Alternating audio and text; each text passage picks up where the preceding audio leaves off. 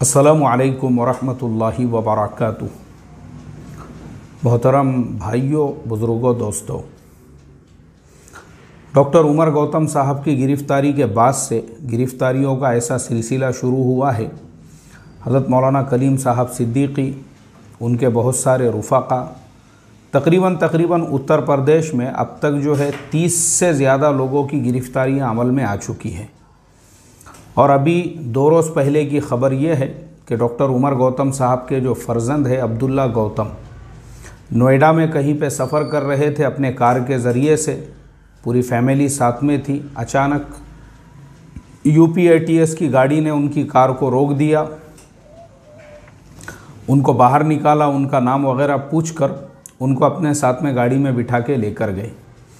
बाद में फिर इस वाक़ये की और तहक़ीक़ात की गई तो पता ये चला कि अब्दुल्ला उमर गौतम साहब, उनके ऊपर जो चार्जेस लगाए गए हैं मनी लॉन्ड्रिंग से रिलेटेड है, और भी बहुत सारे जो है कि धर्मांतरण के लिए तुम ये पैसा इस्तेमाल करते थे, बाहर मुल्कों से तुम्हारे पास पैसा आता था। बड़ा ही गमगीन और इंतहाई अफसोसनाक ये वाक़या है कि डॉक्टर उमर गौतम साहब की गिरफ़्तारी के बाद से लेकर अब तक जो सिलसिला चला है वो थमने का नाम ही नहीं ले रहा है, और चार्जेस वही लगाए जा रहे हैं। मैंने पहले भी बताया था कि देखो, डायरेक्ट जो है ना, धर्मांतरण का चार्ज नहीं लगा सकते, क्योंकि इंडिया में वो इलीगल है। धर्मांतरण ये लीगल है, यानी कोई आदमी अगर अपने धर्म को बदलना चाहता है, मज़हब को चेंज करना चाहता है, अपना नाम बदलना चाहता है, अपना सरनेम बदलना चाहता है, हमारे यहाँ किसी चीज़ पे कोई पाबंदी नहीं है। ये आपका फंडामेंटल राइट है। हमारा जो देश का आर्टिकल नंबर 25 है, 25, उसके अंदर हमको पूरी आज़ादी है। यानी आपकी जो मज़हबी प्रैक्टिसेस है, यानी आपकी जो मज़हबी इबादत वगैरह है, वो आप कहीं पे भी कर सकते हैं और आप अपने मज़हब की तबलीग भी कर सकते हैं। लेकिन मसला यहाँ पे ये आ रहा है कि ये मसला सिर्फ़ मज़हब की तबलीग का नहीं है, बल्कि इसके अंदर इस चीज़ को डाला गया है कि भाई मज़हब की तबलीग जो है वो जबरन की जा रही थी, और लोगों को पैसे का लालच दिया जा रहा था। लोगों को बहुत सारी बातें उसमें हैं जिसमें यह कहा गया, फिर इनके पास पैसा कहाँ से आया, तो ये फॉरेन फंडिंग के ज़रिए से।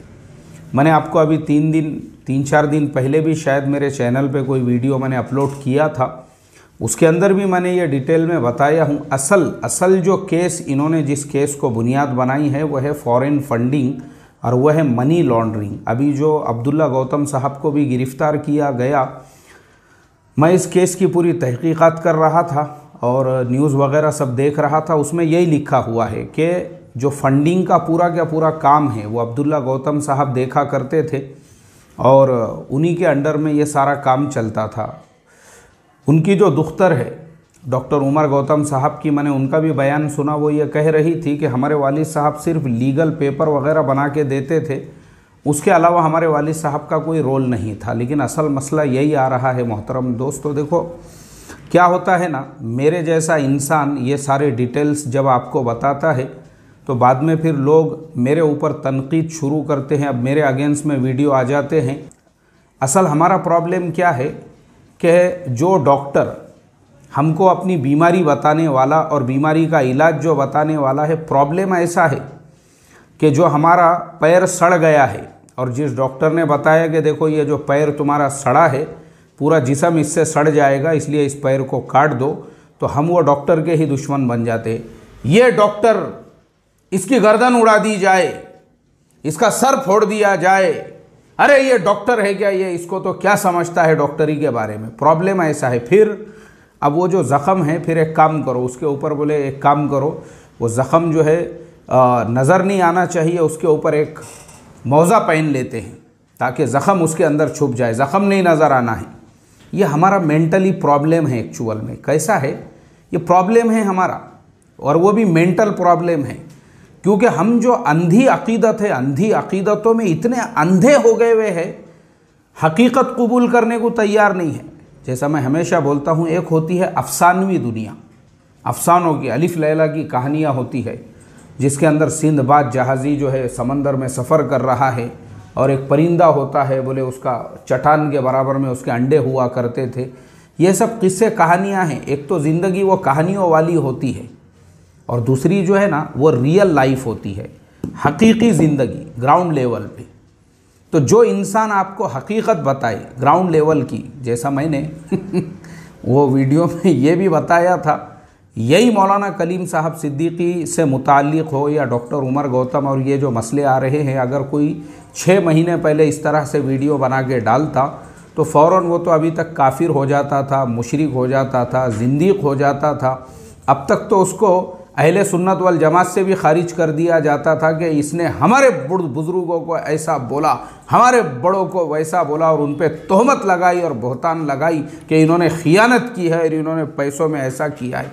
सिर्फ वो एक डॉक्टर है, उसने तुमको बताया कि देखो ये बीमारी है, ये बहुत ख़तरनाक बीमारी है ये, और बीमारी जो है ना बीमारी है। तो जिस डॉक्टर ने, अब मैं आपको यही बता रहा हूँ, मैं ये पहले सब बातें बोल चुका हूँ, ये मैंने आज से 8 दिन पहले ही बोला था। वापस से हमारे सामने ये अब्दुल्ला उमर गौतम साहब का केस आया, उनको भी उसी केस में उठाया गया। मनी लॉन्ड्रिंग, ख़तरनाक चीज़ है ये मनी लॉन्ड्रिंग, मनी लॉन्ड्रिंग। अब मैं आपको बताता हूँ कि जो पहले मैंने बता दिया, धर्मांतरण पे कोई आप पे केस नहीं कर सकता है, क्योंकि ये हमारे आर्टिकल नंबर 25 यानी वो तो हमारा फंडामेंटल राइट्स है। मेन मसला जो ग्रिप में लिया जा रहा है ना वो इस तरीके से मनी लॉन्ड्रिंग, और हम जो है ना वो मौका दे रहे हैं लोगों को, हम जो है ना हम दे रहे हैं मौका। देखो मैं आपको बताता हूँ क्या होता है ना, हमको ये समझना चाहिए, आज जो है हमारा जो आधार कार्ड है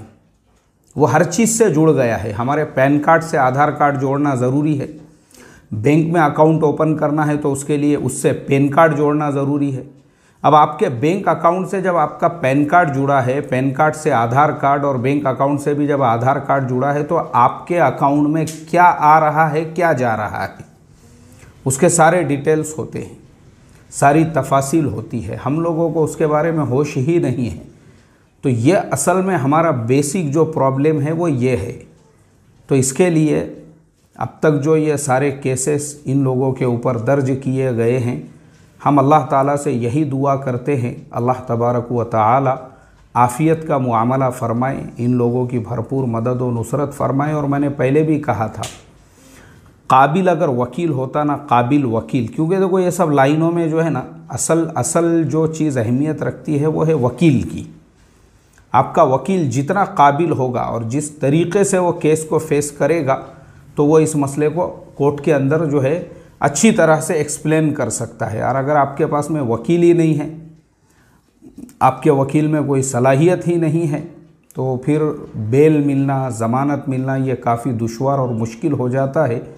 जो हज़रत मौलाना कलीम साहब सिद्दीकी के साथ में हुआ, डॉक्टर उमर गौतम साहब के साथ में हुआ, और जैसे अभी हमने अब्दुल्ला उमर गौतम साहब के बारे में पढ़ा। तो इसके लिए बस यही मैं अल्लाह ताला से दुआ करूँगा। और भी लोगों के बारे में मैंने अपने वीडियोज़ में बताया हुआ हूँ, किसके किसके नंबर है आगे की लिस्ट में।